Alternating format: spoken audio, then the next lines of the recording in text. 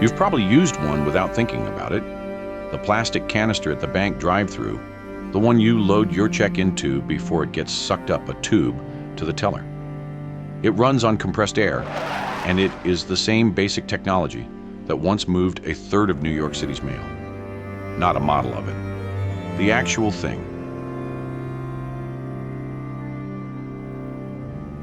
27 miles of pressurized tube under the streets of Manhattan, carrying 95,000 letters a day at 35 miles an hour. For a while, people were convinced it would carry them too. We decided this technology was obsolete and shut it down in 1953. That turned out to be half right, because the most capable version of it ever built is running today in a place you have almost certainly stood inside, and it is keeping people alive.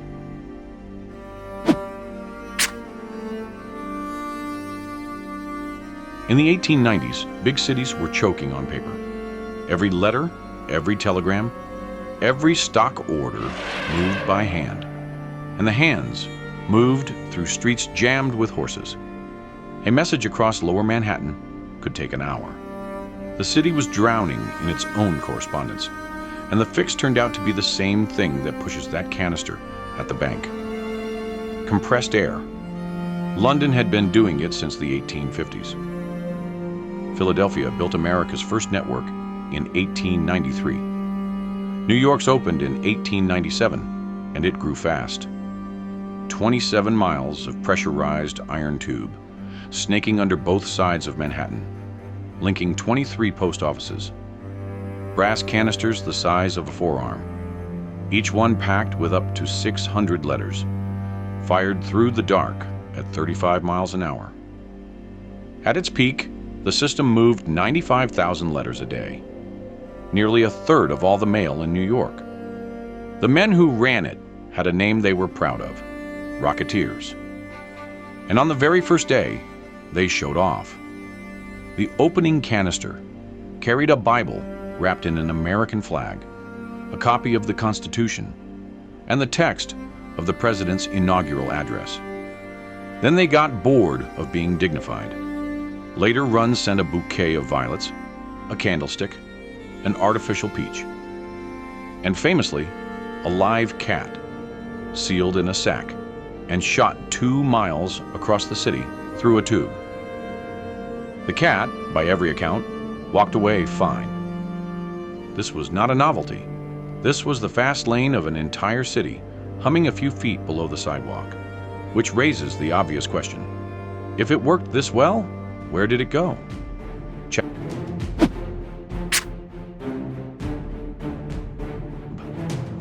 To answer that, go back further, to the man who looked at a tube carrying letters and thought, why not me? His name was Alfred Ely Beach. He edited Scientific American. He was rich from a patent business, and in 1870, he was convinced that the same air moving the mail could move human beings. A subway, pushed by wind. There was a problem, and his name was William Tweed. Boss Tweed ran New York, and Tweed took a cut of every streetcar and omnibus line in the city. A fast underground railway would gut that income. Tweed would never approve it. So Beach lied. He got a permit to build a pneumatic tube for mail in small parcels. Perfectly boring, perfectly approved. And then, working at night, hauling the dirt out in the dark, he secretly dug something much bigger underneath a clothing store across the street from City Hall. He even invented his own tunneling shield to do it. Now here is the thing your brain is probably picturing, and it is wrong. You are imagining a person stuffed into a capsule and blasted through a pipe like the mail, like a letter. That is not what Beach built. He built a room, an 8-foot tunnel with an actual rail car inside it, plush upholstered seats, space to stand up and walk in. The air never touched the passengers. A gigantic steam-powered fan, which the papers nicknamed the Western Tornado, simply blew the whole car down the tunnel like a piston. Then it reversed and sucked the car back. You did not travel through the air. The air was the engine. And it was beautiful. Beach knew the machine alone would not win people over. So he built a waiting room with a grand piano, a fountain stocked with goldfish, and a chandelier. New Yorkers paid 25 cents to ride 1 block under Broadway, and they loved it. It ran for 3 years. Then it died. Tweed fought it. The landowners along Broadway fought it. The legislature stalled, and while everyone argued, the electric elevated railways arrived and made the whole pneumatic dream look quaint. Beach's tunnel was sealed up and forgotten. The grand vision, the one everybody would have remembered, lost. Which leaves a puzzle. The exciting version failed completely. So, how is any of this still alive?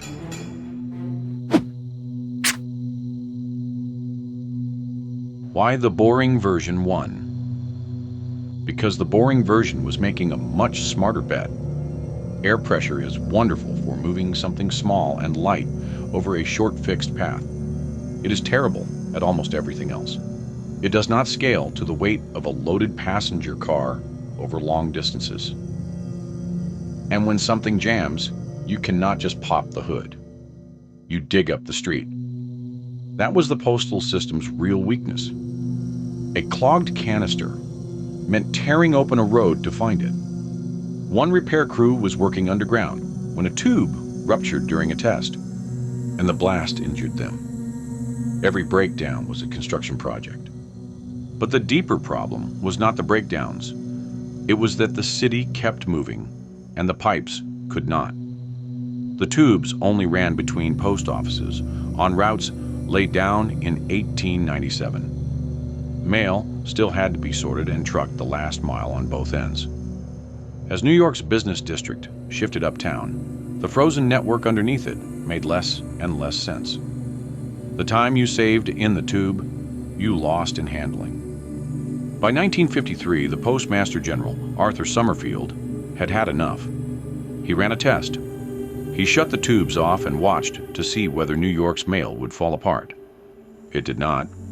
The letters arrived just fine. And then he delivered the number that ended the whole thing. The tube system cost the government about $1 million a year. 2 extra trucks, Summerfield said, could do the same job for about $25,000. $1 million versus $25,000. On December 31st, 1953, he canceled the contract, and the tubes went silent for good. But look closely at why they died. They failed at one specific thing: covering a big, changing city-sized map with a network that could never move. That is the one job air is worst at. So what happens when you take away that weakness completely? When the route is short and fixed and never has to change because the building it is in does not move?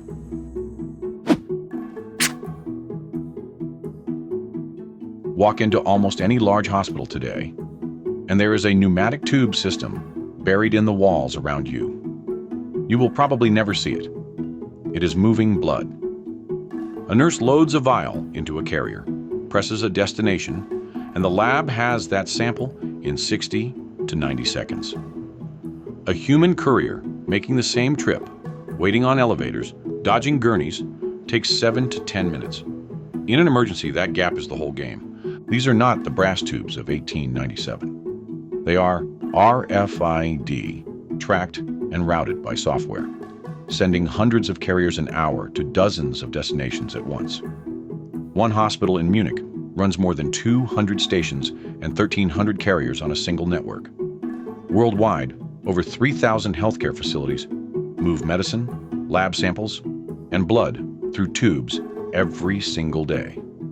Not as a backup, as the backbone. And every reason the postal system failed is gone here. The route never changes, so the pipe never has to chase the city. The distance is short, so the air does its best work. A breakdown does not mean digging up Broadway. It means opening a panel in a hallway. The technology we declared obsolete in 1953 did not actually lose. It just left the street.